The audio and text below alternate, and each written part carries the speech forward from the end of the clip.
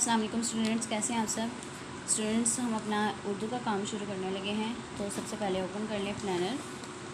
जी, planner number 6 में हमने तफ़हीम पढ़ ली थी, जिसके आपने मुझे जो आपको तफ़हीम सेंड की गई है कल, उसकी आपने मुझे जो है टेस्ट सॉल्व करके आपने मुझे उसका देना है व्हाट्सएप पे। ओके, आज हम करेंगे प्लानर नंबर 7, जिसमें है हमारे पास नात की पढ़ाई और उसके साथ कुछ पेजेस हैं बुक के, उनमें से हम पेज नंबर 7 करेंगे आज। ओके, तो पेज नंबर 6 ओपन कर लें बुक का। जी स्टूडेंट्स, पेज 6 जो है उसमें हमारे पास क्या है, चैप्टर नंबर 2 है और उसका नाम क्या है, नात। जी स्टूडेंट्स, नात मुझे आप बताएं कि किसके बारे में होती है। जी हाँ, नात जो है वो हज़रत मोहम्मद सल्लल्लाहु अलैहि वसल्लम के बारे में होती है और उसमें हज़रत मोहम्मद सल्लल्लाहु अलैहि वसल्लम की तारीफ़ बयान की जाती है। जी, तो सबसे पहले आप लोग इसकी रीडिंग करें मेरे साथ साथ।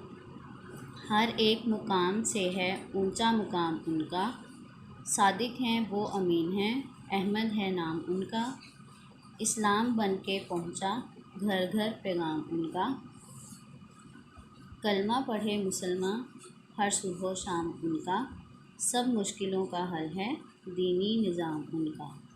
जी स्टूडेंट्स, यहाँ पर हमारी रीडिंग कंप्लीट होती है और यहाँ पर हज़रत मोहम्मद सल्लल्लाहु अलैहि वसल्लम के बारे में बहुत सी तारीफ़ बयान की गई है, जो आपने अच्छी तरह से समझकर पढ़ना है इसको, जिस तरह से आपको पहले बताया जा चुका है। इसमें पूरी सारी इसकी जो है पूरी बताई गई है।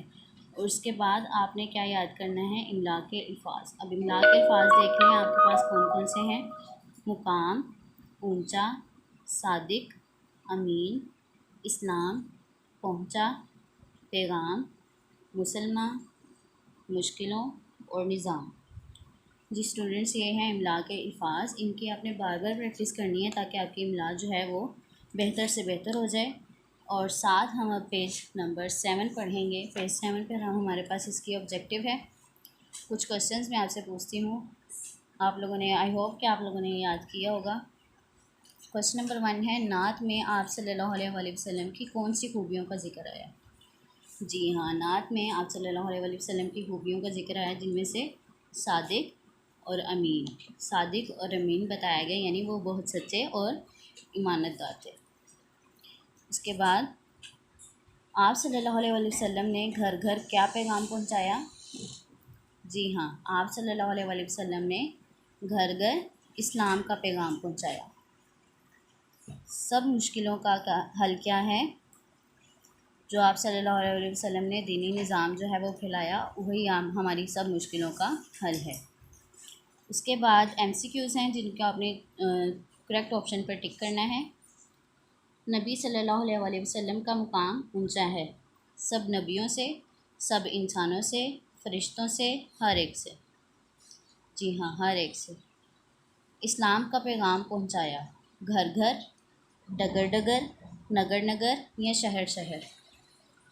जी हाँ, घर घर।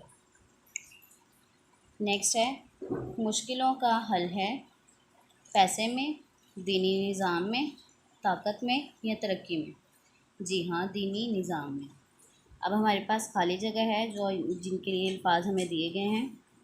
ऊंचा डैश उनका, ऊंचा मुकाम उनका, डैश हैं वो अमीन हैं, सादिक। जी हाँ, सादिक हैं वो अमीन हैं।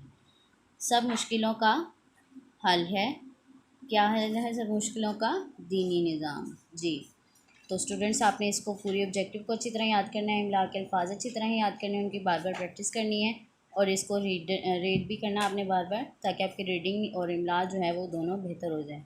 ओके स्टूडेंट्स, अपना ख्याल रखिएगा। अल्लाह हाफिज़।